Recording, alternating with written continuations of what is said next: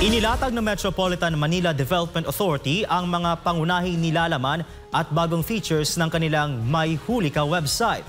Kung paano naiiba ang bagong website na ito sa dating bersyon, iyan ang ating alamin sa report ni Creseline Catarong.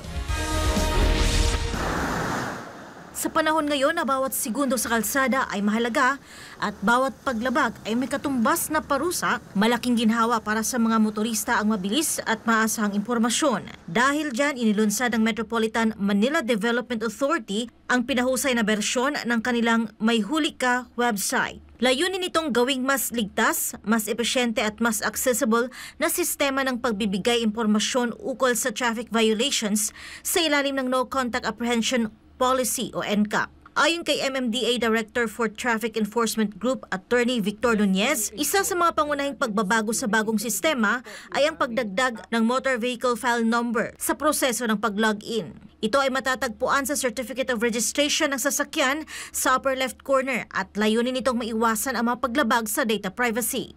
Kasi before po, yung aming app, kahit sino, basta alam yung plate number mo, they can just type it and pwede mag-verify. But now, with the additional security ng paglagay ng MV file number, pagkatapos mag-login gamit ang plate number o conduction sticker at MV file number, makikita agad ng mga motorista ang resulta kung sila ay may paglabag o wala. Bilang karagdagan sa kasalukuyang feature, sinabi ni Nunez na nagplano pa ang MMDA ng mga karagdagang pagpapabuti sa website. Kabilang dito ang pagpapakita ng mga detalye ng violation tulad ng screenshot ng lugar kung saan nahuli, oras, araw, anong paglabag at halaga ng multa. Inaasahan din ng MMDA na magkakaroon ng bagong feature na magpapadali sa mga operator na may maraming sasakyan.